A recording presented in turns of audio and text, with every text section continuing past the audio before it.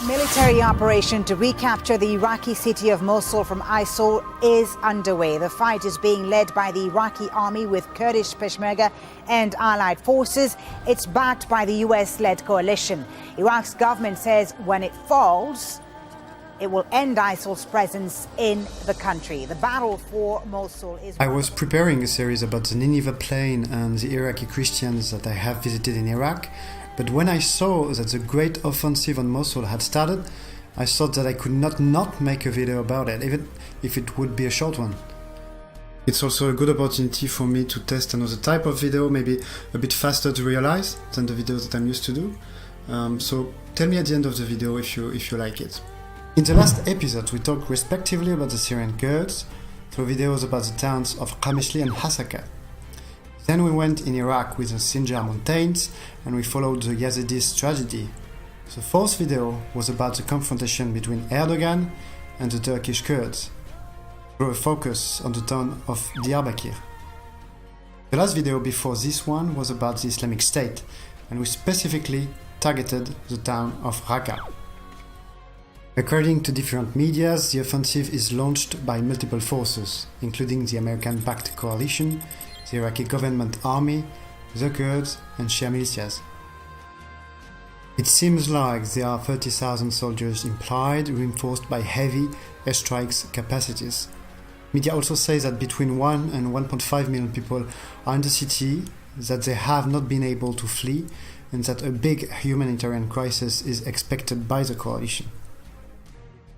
I won't go too much in the details of the offensive because I'm not sure that I can get good, reliable details about it. But there are a few things that I would like to say. The point that I mostly wanted to address in this video is about the agenda of some of the different forces implied in the conquest of Mosul, but also of some of the forces which the retake of Mosul could impact. Welcome on Politics.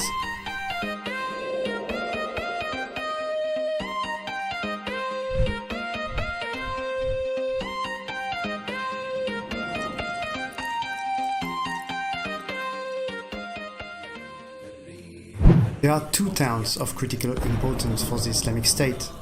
In order to defeat the so-called caliphate, you need to defeat those two places, Raqqa and Mosul. Because both these towns are of symbolic importance for the ISIL's narrative. Raqqa is the heart of the self-proclaimed caliphate, while Mosul is of historical importance because it is where the caliphate has been declared. While Raqqa is on the Euphrates, Mosul is on the Tigris River.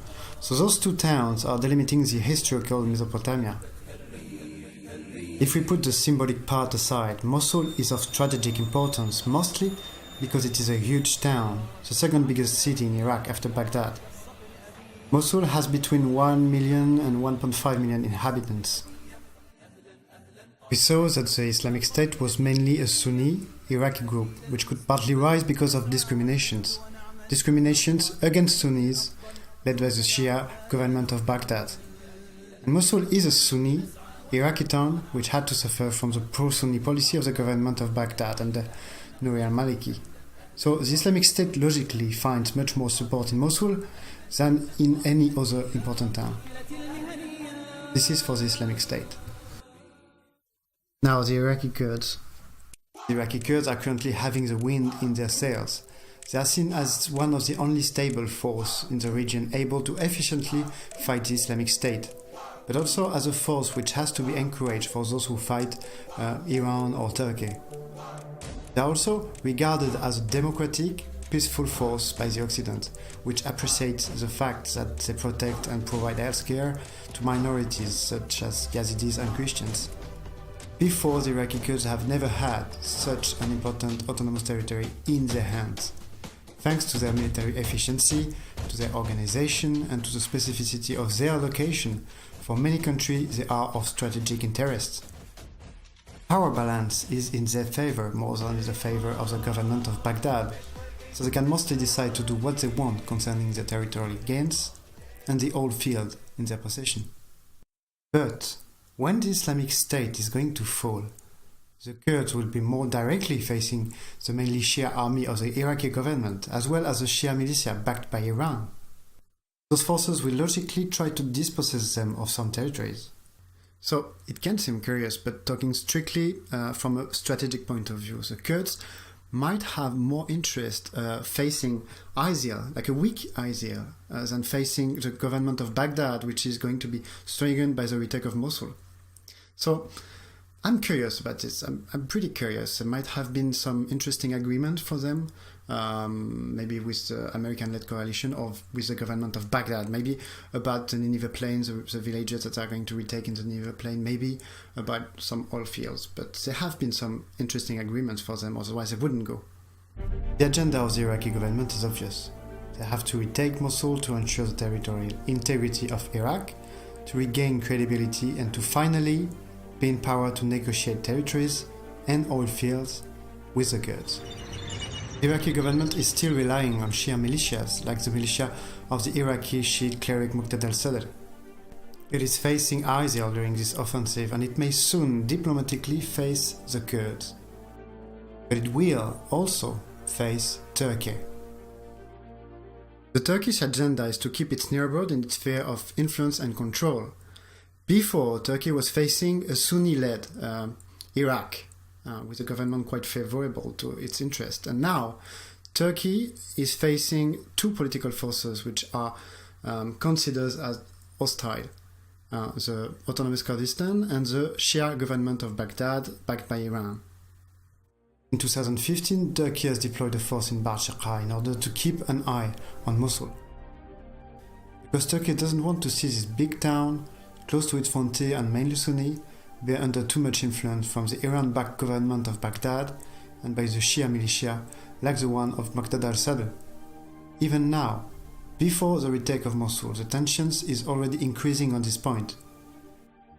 According to the Turkish daily newspaper Hürriyet Daily News, on the 12th of October, Muqtada al-Sadr addressed to Turkey saying, "Withdraw your troops from Raqqa with honor before you are kicked out by force."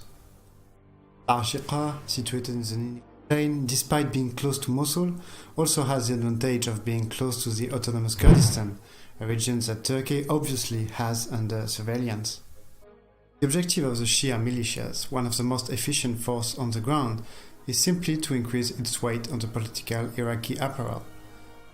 For Muqtada al-Sadr, it is to gain influence and to expand its patronage. Even if the retake of Mosul is not a priority for Iran, compared with the support given to Bashar al-Assad in Syria, for instance, Iran still needs to back those militias. It needs to back them up in order to have a political and military force to oppose to Turkey, to the Kurds, and to ensure that it is going to have weight in the political negotiations which are going to follow the fall of Mosul. I hope that you liked this video, which focused on the different state of mind of some factions implied in the Battle of Mosul. If you did, please don't forget to put a thumb up and to subscribe to the channel. I'm working at the moment on a series about the Iraqi Christians, as I said, but I still have a lot of work to do, to be honest, but I may start to release it soon. Also, I have created a Patreon page, so many thanks to those who are going to support the channel. You can click on the link here to visit the page. And to finish, I would love to get your comments about this format, which was a bit shorter for me to do than usually, much shorter. Tell me what you think about it. Tell me also what you think about the content of this video, which is quite focused on just a point. There are many points about the Battle of Mosul, but it's just focusing on the forces implied, some of the forces implied and what they have in mind. So tell me what you think about it, and tell me also what you think, discuss about what you think about Battle of Mosul in general. Thank you for watching Politis, et à bientôt!